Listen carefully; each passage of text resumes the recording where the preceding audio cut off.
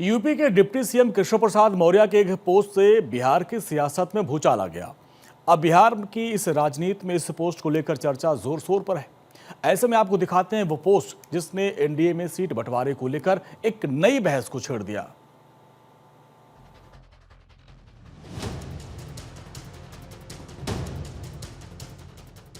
बिहार से लेकर उत्तर प्रदेश तक बिहार विधानसभा चुनाव की तैयारियों के मद्देनजर सियासी बयानबाजियों का दौर जारी है। यूपी के डिप्टी सीएम केशव प्रसाद मौर्य की एक्स पर की गई इस पोस्ट से सीट बंटवारे को लेकर एक नई बहस शुरू हो गई है। पोस्ट में साफ लिखा है कि बिहार में नारा होगा 100 में 60 हमारा, बाकी में बंटवारा। जाहिर है केशव प्रसाद मौर्य के इस सोशल मीडिया पोस्ट से सियासी भूचाल आ गया है। जीतन राम मांझी की पार्टी हमने भी 17 से 18 सीटों की मांग कर दी है। पार्टी के राष्ट्रीय प्रवक्ता नंदलाल मांझी का कहना है कि इस बार तो हम डबल डिजिट से कम पर चुनाव नहीं लड़ेंगे।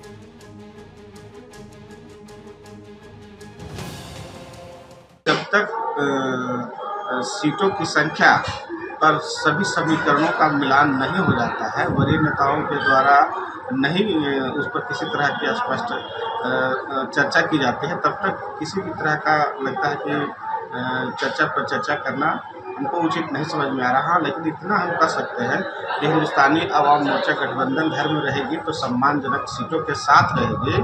और इतना हम आपको आश्वस्त कर देना चाहते हैं कि जब भी हिंदुस्तानी अवाम मोर्चा गठबंधन में रहेगी तो उसमें सीटों की संख्या अवश्य डबल डिजिट इस बार होगी, यह तय है। हालांकि जेडीयू इस पोस्ट को बहुत बड़ी परेशानी के तौर पर नहीं देख रहा है। जेडीयू प्रवक्ता अभिषेक झा का कहना है कुछ नेताओं के बयान को जानबूझकर तूल दिया जा रहा है और इस आग में घी डालने का काम विपक्ष कर रहा है, लेकिन एनडीए में सीट बंटवारा सही समय पर सही तरीके से होगा। बिहार में नीतीश कुमार जी के नेतृत्व में एनडीए का कुनबा बहुत सशक्त है। पूरा समन्वय है, साझा कार्यक्रम हो रहे हैं, सही समय पर सही तरीके से सीटों का बंटवारा भी पूरे समन्वय के साथ हो जाएगा। एनडीए के सभी वरिष्ठ नेता बैठेंगे और सही तरीके से फैसला कर लेंगे। अब कुछ नेताओं के बयान के माध्यम से नाहक ही मीडिया इसको इशू बना रही है और विपक्ष के साथ ही घी डालने का काम कर रहे हैं। वास्तविकता इससे इतर है।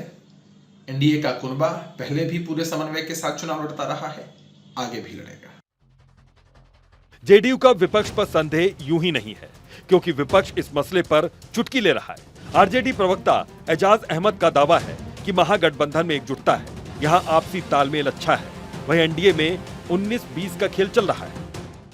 विचारों के साथ, जो समन्वय के साथ, एक दूसरे प्रति सम्मान के भाव के साथ इंडिया महागठबंधन को मजबूती प्रदान कर रहे हैं।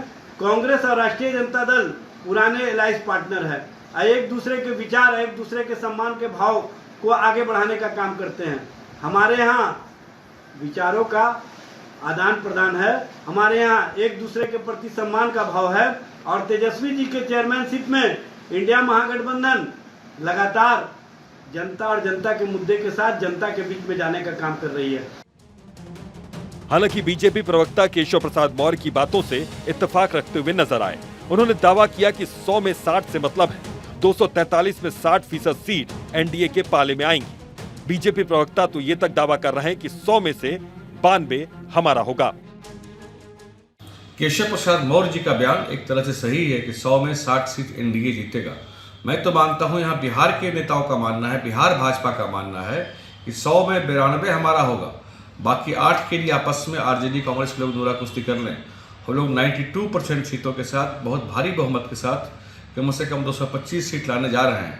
और जब सीट बंटवारा बिहार में एनडीए में होगा तो लोकसभा के टाइम भी ये लोग मुंह बाए खड़े थे कि एनडीए में कहीं कुछ मिले तो उसको ये कैच करें, पर ऐसा कुछ हुआ नहीं। बड़े शानदार तरीके से माननीय प्रधानमंत्री नरेंद्र भाई मोदी जी और हमारे जो है पार्लियामेंट्री बोर्ड, उसके समक्ष में ये सीट बंटवारा हो जाएगा और कहीं किसी को कोई टीस नहीं रहेगी, कोई हिच नहीं रहेगा और हम लोग मजबूती के साथ चुनाव उतरेंगे और 2025 में फिर से नीतीश और कम से कम 225 सीट के साथ हम लोग जीतने जा रहे हैं। केशव प्रसाद मौर्य के बयान की डिकोडिंग जारी है। विपक्ष इसे एनडीए में जारी विवाद बता रहा है तो वहीं सत्ता पक्ष के अपने अपने दावे हैं। हालांकि बहुत जल्द ही सीट शेयरिंग पर एनडीए में आम सहमति बनाने का दावा भी किया जा रहा है और जेडीयू और बीजेपी की ओर से कुछ कैंडिडेट्स के नामों का ऐलान भी इसी ओर इशारा भी है। सर्वेश कुमार सिंह, भारत 24, पटना।